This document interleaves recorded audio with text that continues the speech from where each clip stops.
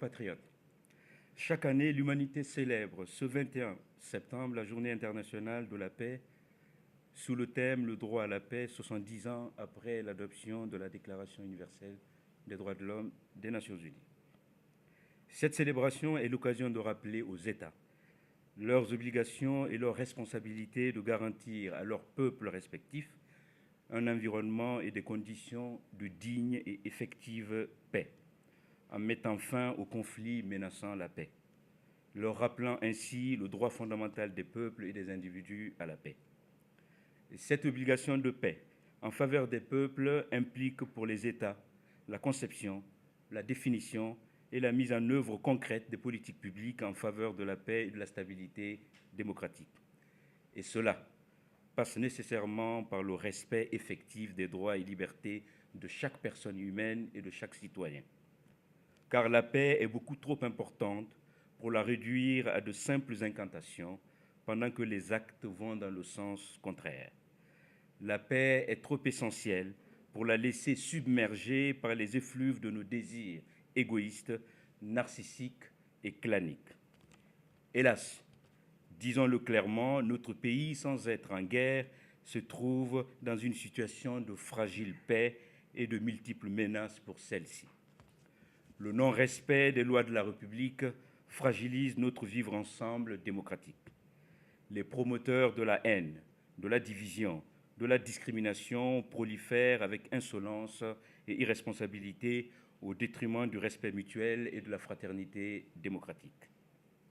La violence prend racine dans nos quotidiens avec complaisance et insensibilité au mépris de l'humanité. Les injustices se banalisent avec offense et insolence. La pauvreté et la misère, en tant que facteurs de menace pour la paix, étranglent nos concitoyens. La politique perd son sens et sa finalité heureuse. Notre système démocratique se perd dans des conjonctures malsaines.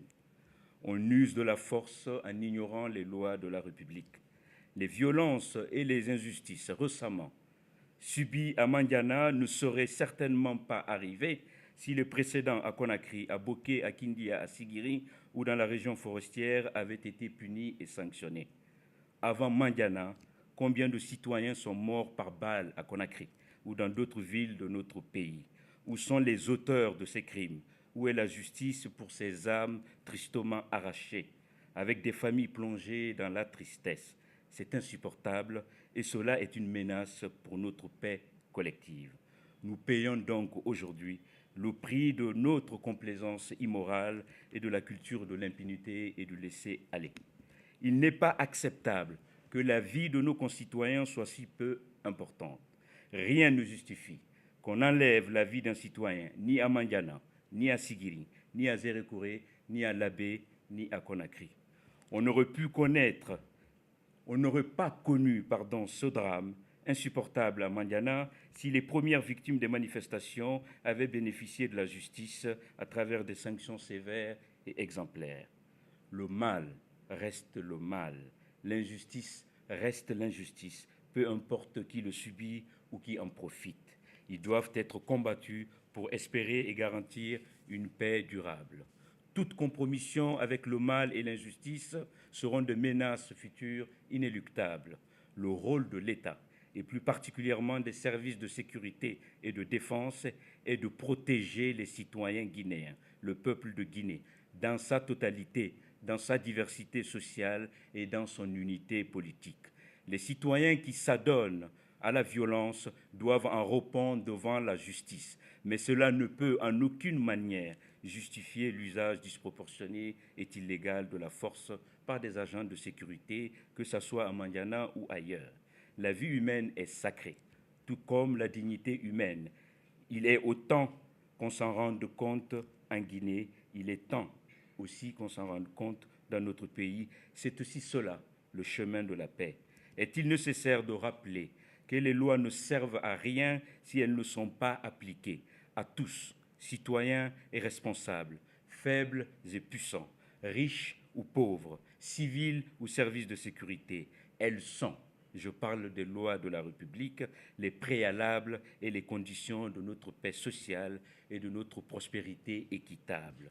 Si notre pays ne prend pas le chemin de cette moralité démocratique et humaniste, il se perdra à jamais. Que Dieu nous en préserve. Prions aussi pour la paix, mais surtout agissons pour la paix, État et citoyens, à chacun sa responsabilité. On ne peut pas tenir Dieu pour responsable de nos irresponsabilités individuelles et collectives. À défaut, nulle place pour l'espérance heureuse pour notre pays et son peuple. À chacun sa responsabilité, à chacun son devoir. L'État en premier lieu, les responsables politiques, la société civile ainsi que des simples citoyens. Tous ceux qui menacent la paix dans notre pays à cause de leur intérêt personnel ou clanique rendront des comptes à l'histoire.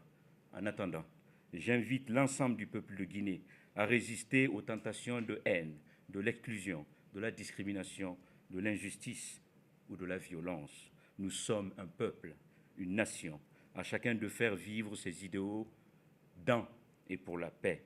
Et comme le disait le regretté Kofi Annan, l'ancien secrétaire général des Nations Unies, la tolérance est une vertu qui rend la paix possible.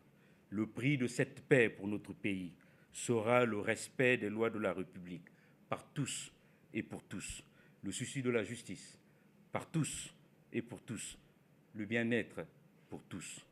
Puisse Dieu nourrir nos cœurs d'amour, de fraternité et de respect mutuel. Puisse Dieu nourrir nos esprits de responsabilité et de patriotisme. Puisse Dieu sauver notre patrie, la Guinée, de la haine, de la violence et de toutes les formes d'injustice. Paix à la nation guinéenne et à chaque fils et chaque fille de la Guinée. Vive la nation guinéenne, vive la paix et je vous remercie.